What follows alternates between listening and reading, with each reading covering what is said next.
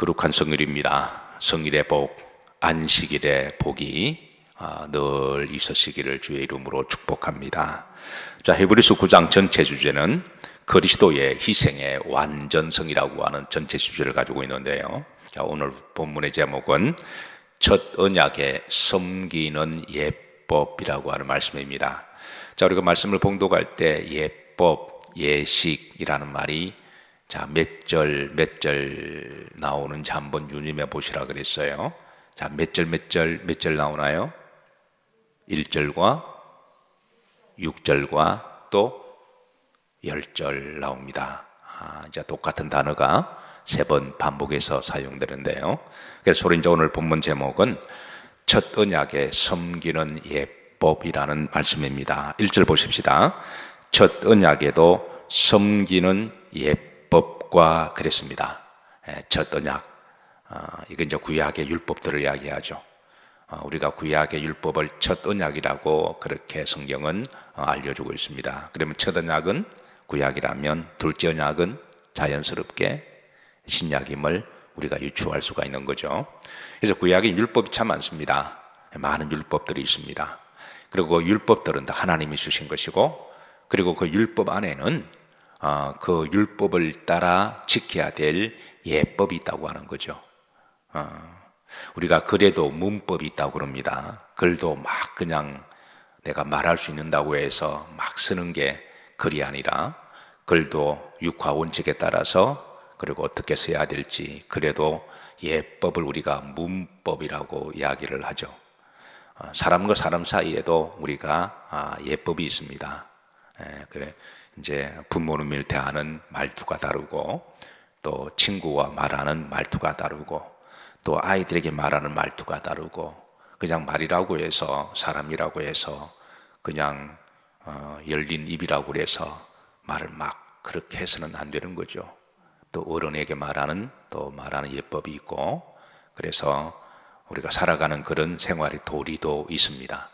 근데 이 모든 것 위에 있는 것은 바로 하나님 주신 율법인데, 그 거룩한 예법이 있다고 하는 것이죠. 그래서 구약의 모든 율법에는 다 나름대로의 지켜야 될 영적인 의미가 있어서 예법이 있다, 그렇게 말씀하시고, 그리고 그 많은 예법들을 이제 히브리서 사도는 다 일일이 언급할 수가 없지만, 그 중에 좀 가장 중요한 몇 가지를 이그젬플로 그렇게 알려주고 있습니다. 그래서 1절 흐름대로 보시면, 자, 세상에 속한 뭐가 있더라? 성소가 있더라. 구체적으로 성소에 대한 예법을 그렇게 알려주고 있습니다.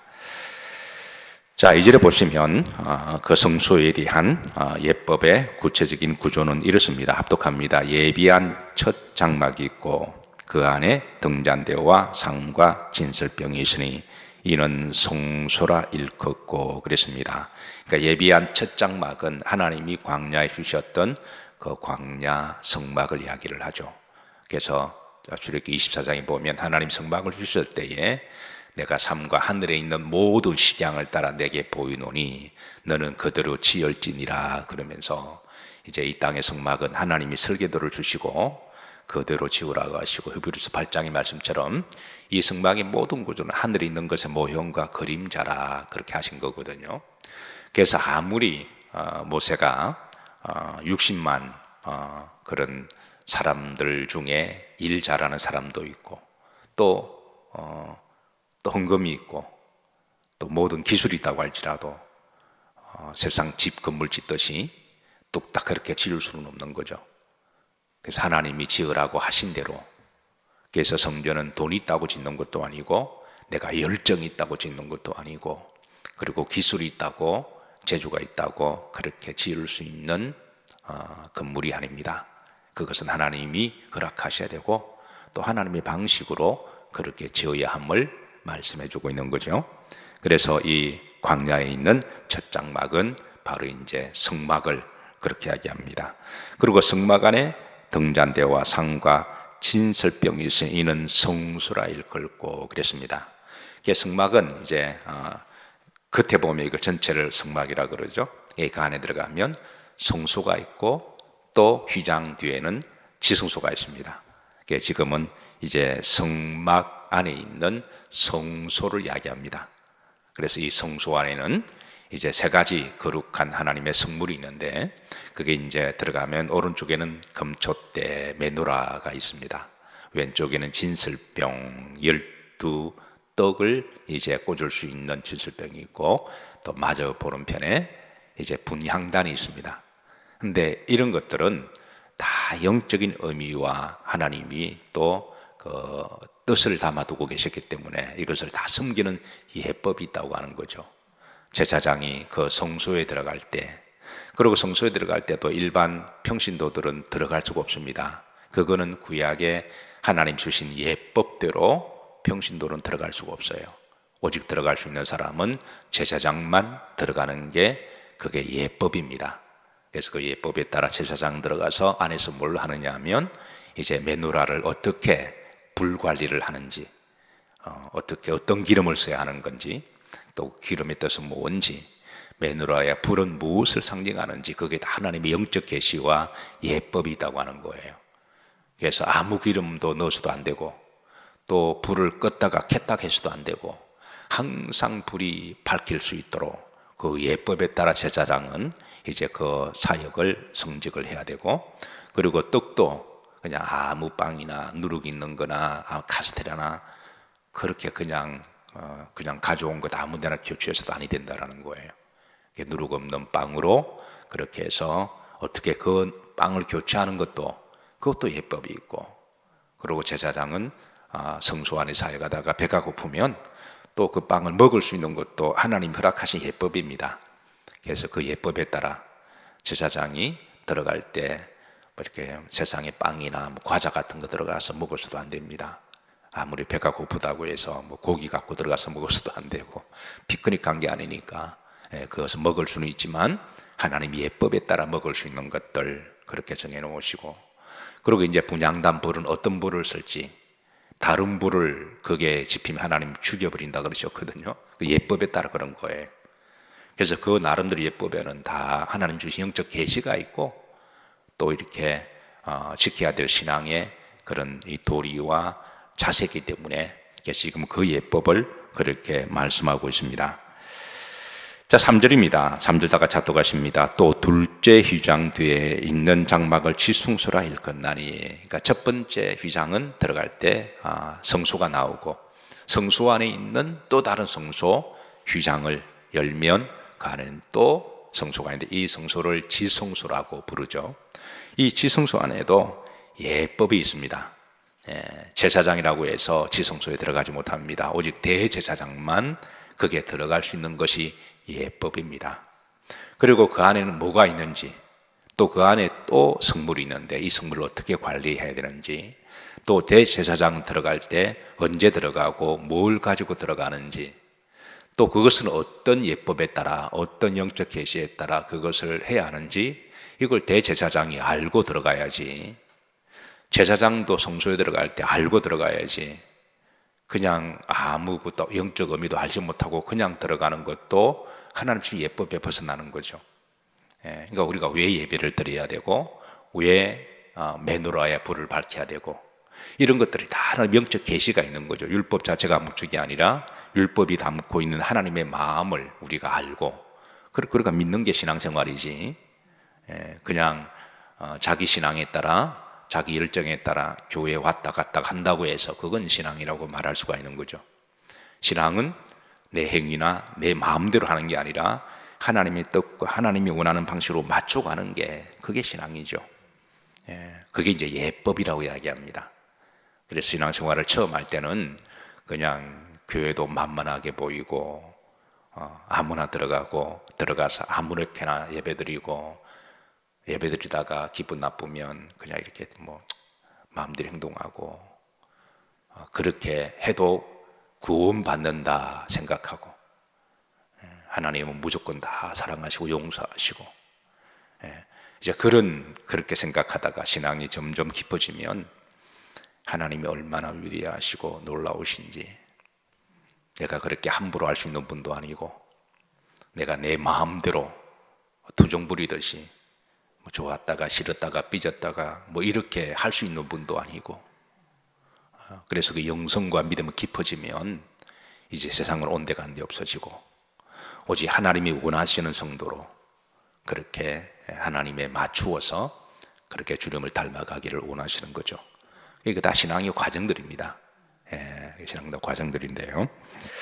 자, 4절입니다. 다 같이 합독합니다. 금향로와 사면을 금으로 산 언약궤가 있고 그 안에 만나를 담은 금항아리와 아론의 상단 지팡이와 언약의 돌판들이 있고, 그 둘째 휘장 지성소, 아주 지성소, 아주 거룩한 장소라고 하는 것이죠. 이 땅의 최고의 거룩한 장소를 지성소라고 이야기합니다. 거기에 들어가면 성물이 있습니다. 바로 법궤를 이야기합니다. 금으로 둘러싼 법궤. 그 안에는 이제 세 가지 또 성물이 있습니다. 만나가 들어있는 항아리, 그리고 아론의 상단 지팡이, 그리고 십계명 두 돌판. 그래서 이것이 무엇을 상징하는지 그거를 제사장이 대제사장 알고 들어가는 것이 하나님에 대한 예우라는 것이죠. 우리가 교회에 들어올 때에 우리가 하나님 앞에 차려야 될 우리가 예법이 있잖아요. 사람들 사이도 예법이 있듯이 또 성도와 목사 사이에 지켜야 될 서로 예우가 있듯이 또 성도와 성도 사이에 지켜야 될 예우가 있듯이 또 우리가 하나님의 또 해야 될 예우가 있듯이, 그런 대제사장이 지성소에 들어가면 그 성물은 하나님의 임재를 상징하는 것이니까 거기다 또 예우를, 예법이 있음을 알려주고 있습니다. 5절입니다. 합독합니다. 그 위에 속죄소를 덮는 영광의 그룹들이 있으니 이것들에 관하여는 이제 낱낱이 말할 수 없느라. 이 속죄소는 법궤를 들고 있는 두 그룹의 천사를 이야기합니다. 두 그룹 천사가 속죄소를 이렇게 감싸 안는. 그래서 이 영적인 비밀들이 워낙 깊고 또 많아서 이거를 히브리 사도가 일일이 다 설명할 수 없다라는 거예요. 왜냐하면 구약 율법들이 얼마나 많아요. 그래서 그 율법들을 그것을 하나하나 예법을 따라서 이렇게 다 설명하기는 지면상 부족함을 그렇게 말씀하시고, 그러나 이런 이제 구약의 예법들은 여러분들이 신앙생활 하시면서 이제 구약의 말씀을 들을 때마다 그때 여러분들이 하나하나씩 잘 새겨가시고 알아가시기를 주의 이름으로 축복합니다. 어떤 분들은 한평생 교회를 다니는데도 구약에 이런 말씀도 있었나라고 그렇게 그런 분도 계신데, 그래서 어쨌든 하나님이 우리에게 기억과 건강 주셨을 때 그런 말씀을 들을 때 잘 이렇게 담아두시기를 주의 이름으로 축복합니다. 자, 6절입니다. 합독합니다. 이 모든 것을 이같이 예비하였으니 제사장들이 항상 첫 장막에 들어가는 섬기는 무엇을 예식을 행하고, 하나님이 이 모든 것을 영적으로 계시를 하셨다. 그래서 제사장들도 성소에 들어갈 때 이 예법에 따라 이 예법의 의미가 뭔지 알고 이제 들어가라고 그렇게 말씀하시는 것이죠. 자, 7절입니다. 합독합니다. 오직 둘째 장막은 대제사장이 홀로 1년에 한 번 들어가되 자기와 백성 흠부를 위하여 드리는 피 없이는 아니하나니. 그래서 둘째 장막은 성소 안에 있는 또 다른 성소, 이걸 우리가 지성소라고 하겠죠. 그러니까 이 지성소에 들어갈 때는 이거는 대제사장만 들어가는 게 예법입니다. 들어갈 때 뭘 가지고 들어가야 되느냐, 어떤 날에 들어가야 되느냐, 두 가지를 우선 기본적으로 말씀하시는데, 첫 번째는 1년에 한 번 들어갑니다.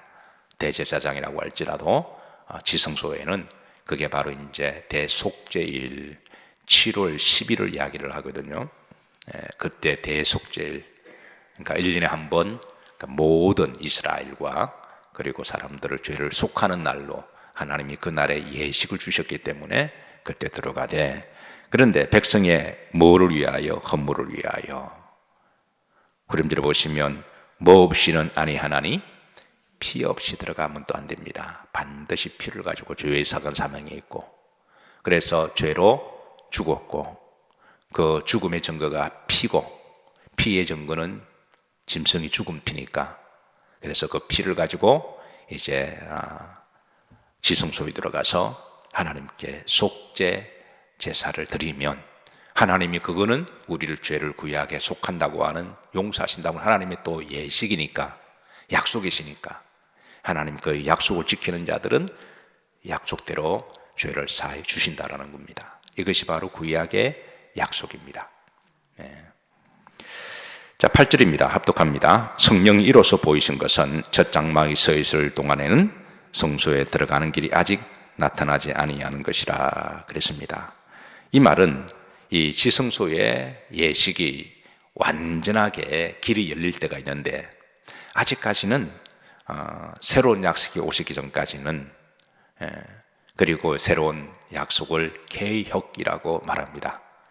구약을 완전히 새로운 약속으로 언약으로 하는 개혁. 우리가 1517년을 이제 종교 개혁이라는 말을 쓰시잖아요. 마찬가지로 하나님께서는 구약을 개혁하는 그 이제 개혁이 바로 신약임을 말씀하셔서 신약에 하나님이 온전한 개혁을 하실 때까지는 이것은 아직까지는 불완전한 이제 그런 약속임을 말씀하고 있습니다. 자, 10절입니다. 10절. 이런 것은 먹고 마시는 것과 여러 가지 씻는 것과 함께 육체 예법일 뿐만 아니라 개혁할 때까지 맡겨둔 것이라. 이게 또 두 가지 단어가 나오죠. 이게 육체의 예법이다. 하나님이 구약의 예법은 이거는 이 땅에 있는 육체의 예법이다. 그런데 언제까지? 개혁할 때까지. 개혁할 때까지는 바로 구약의 개혁 신약이 올 때까지. 이 신약의 개혁을 하실 분은 누구시다? 예수 그리스도시라는 것이죠. 중세시대에 종교개혁을 기치에 깃발을 높이 들고 불을 밝힌 사람이 우리가 흔히 루터라고 말한다면 구약과 신약에 있어서 이제 구약을 개혁하실 분은 하나님이 예언하시고 말씀하신 예수 그리스도께서 신약을 새로운 길로 여셨음을 그렇게 말씀하고 있습니다. 그리고 다시 한번 10절에 보시면 자, 구약의 율법의 예법들, 이것은 이제 그동안 성소에 관한 예법만 말씀하셨거든요.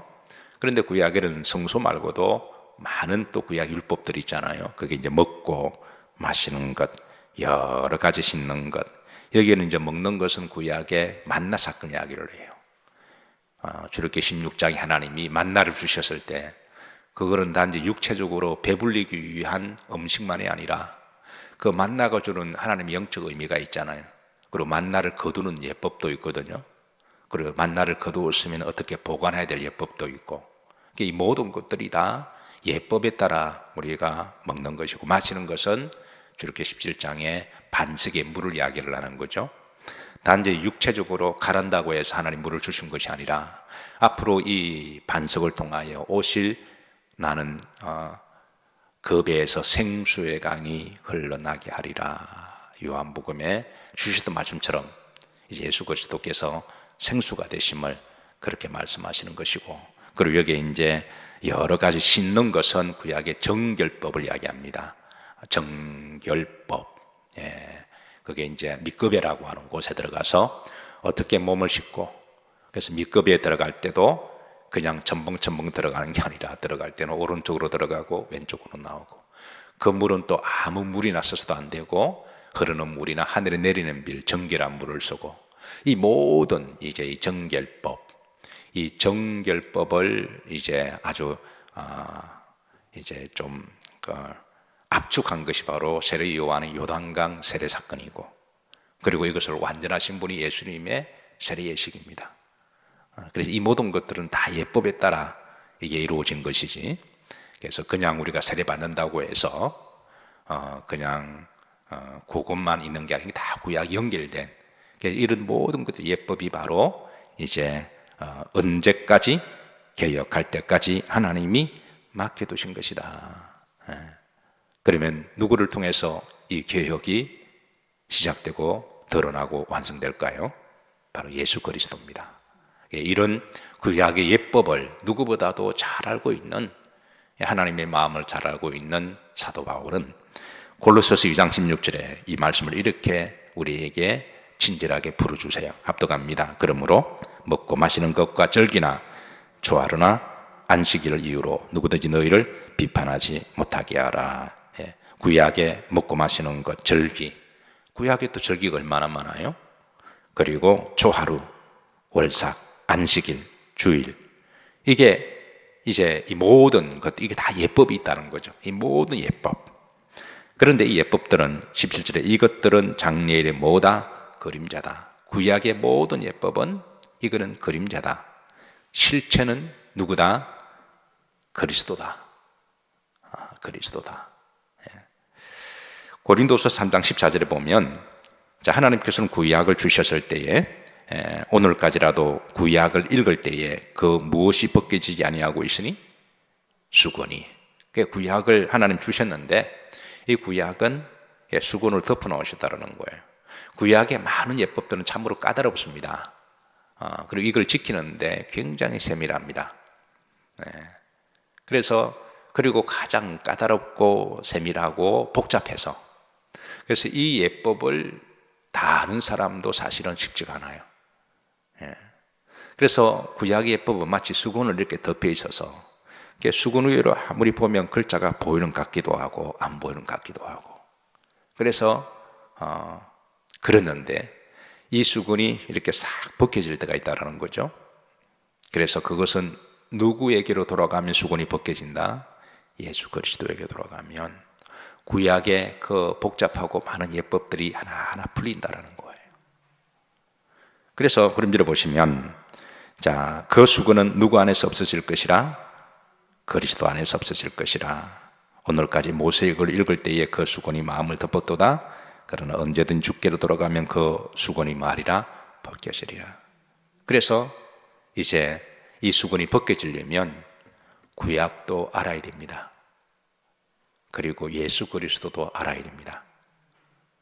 그리스도를 알 때 구약의 그 많은 예법들, 영적 계시와 뜻을, 그것이 새록새록 이게 무슨 뜻인지 깨달아지고, 또 구약을 알아야 예수님이 이름 부르셨구나.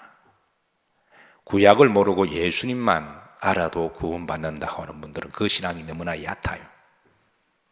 그리고 예수님 속에 감춰두셨던 놀라운 신비를 알지 못하고 나 예수님만 믿고 구원받으면 돼, 마치 그런 기복적인 신앙으로 신앙생활을 얕게 할 우리가 굉장히 많습니다.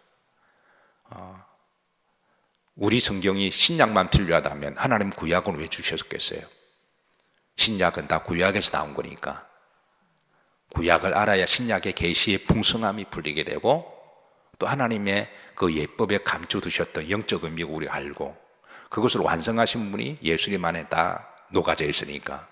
그래서 예수 그리스도께서 이 모든 걸 풀어주실 때에 우리는 그 신앙이 더 깊이 들어가게 되고, 그 깊은 뜻에 우리가 깨달을 때마다 은혜가 되고 감동이 되고, 우리의 믿음도 더 하나님 마음으로 한 발 더 가까이 가는 것 아니겠습니까?